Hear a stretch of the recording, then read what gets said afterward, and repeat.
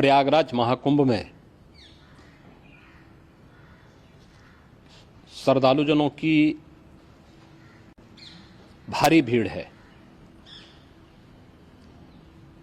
लगभग 8 से 10 करोड़ श्रद्धालु इस समय प्रयागराज के अंदर मौजूद है। कल भी 5.5 करोड़ श्रद्धालुजनों ने महाकुंभ का स्नान किया था।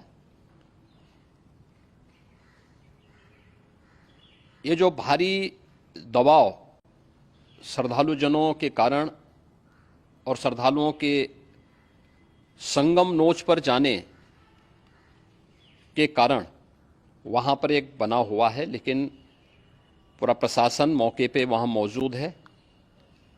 रात्रि को 1 से 2 बजे के बीच में अखाड़ा मार्ग पर, जहां पे अखाड़ों के अमृत स्नान के दृश्य से बैरिकेड्स भी किए गए थे, तो बैरिकेड्स को फांद करके आने में कुछ श्रद्धालु गंभीर रूप से घायल हुए हैं। उन्हें तत्काल हॉस्पिटल में पहुंचा करके उपचार आदि की व्यवस्था उनके लिए की गई है। उनमें से कुछ श्रद्धालु गंभीर रूप से घायल हैं। लगातार प्रशासन स्थानीय स्तर पर श्रद्धालुओं की सकुशल स्नान कराने के दृष्टि से रात्रि को कल सायंकाल 6:30-7 बजे से ही मौनी अमावस्या का मुहूर्त प्रारंभ होने के बाद से ही लगातार लगा हुआ है। प्रयागराज में महाकुंभ में श्रद्धालुजनों के सकुशल स्नान करने, अमृत स्नान के लिए देश भर से आए हुए श्रद्धालुजनों की व्यवस्था के लिए, उनके कुशल क्षेम के लिए आदरणीय प्रधानमंत्री जी का प्रातःकाल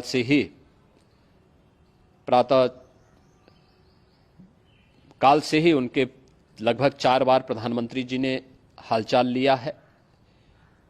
माननीय गृह मंत्री जी ने, माननीय राष्ट्रीय अध्यक्ष भारतीय जनता पार्टी श्री जेपी नड्डा जी ने, माननीय गृह मंत्री श्री अमित शाह जी ने भी, और प्रदेश की माननीय राज्यपाल श्रीमती आनंदीबेन पटेल जी ने भी लगातार जानकारी लेकर के सभी के कुशल क्षेम और सकुशल स्नान कराने के बारे में निरंतर रिपोर्ट ले रहे हैं। हम लोगों की प्रातःकाल से ही श्रद्धालुजन जो भी आए हैं वे स्नान कर सकें, इसके लिए यहाँ पे उच्च स्तरीय बैठक भी चल रही है, जिसमें मुख्य सचिव भी हैं, डीजीपी हैं, प्रमुख सचिव गृह हैं, मुख्यमंत्री कार्यालय के अपर मुख्य सचिव के साथ साथ एडीजी लॉ एंड ऑर्डर के साथ साथ अन्य वरिष्ठ अधिकारीगण मौजूद हैं। प्रयागराज में हालात वर्तमान में नियंत्रण में हैं, लेकिन भीड़ का दबाव बहुत बना हुआ है। अखाड़ा परिषद से जुड़े हुए पदाधिकारियों के साथ मैंने स्वयं भी बातचीत की है। आचार्य महामंडलेश्वरों से भी, पूज्य संतों के साथ भी मेरी बातचीत हुई है, और पूज्य संतों ने बड़ी ही विनम्रता के साथ इस बात को कहा है कि नहीं, श्रद्धालुजन पहले स्नान करेंगे और फिर जब उनका दबाव कुछ कम होगा और वे सकुशल वहां से निकल जाएंगे, तब हम लोग स्नान करने के लिए संगम की तरफ जाएंगे। अभी पहले श्रद्धालुजनों को, चूंकि देश भर से आए हैं, तो इसके लिए उन्हें सभी अखाड़े इसके लिए सहमत हैं और सभी लोग इस व्यवस्था के साथ जुड़े हुए हैं।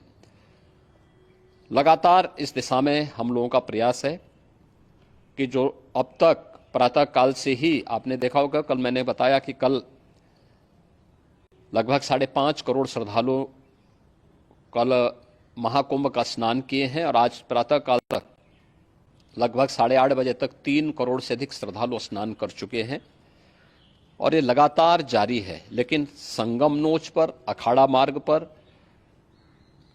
नागवासुकी मार्ग पर लगातार दबाव बना हुआ है, और वहां पर श्रद्धालुजनों की सुविधा के लिए भी हर प्रकार की वहां पर प्रशासन पूरी मुस्तैदी के साथ लगा हुआ है। और इसीलिए मेरी अपील है पूरे प्रदेशवासियों से, पूरे देशवासियों से और सभी श्रद्धालुओं से भी, सभी पूज्य संतों से भी कि अफवाह पर कोई ध्यान न दें, संयम से काम लें। ये सब आयोजन सभी लोगों का है।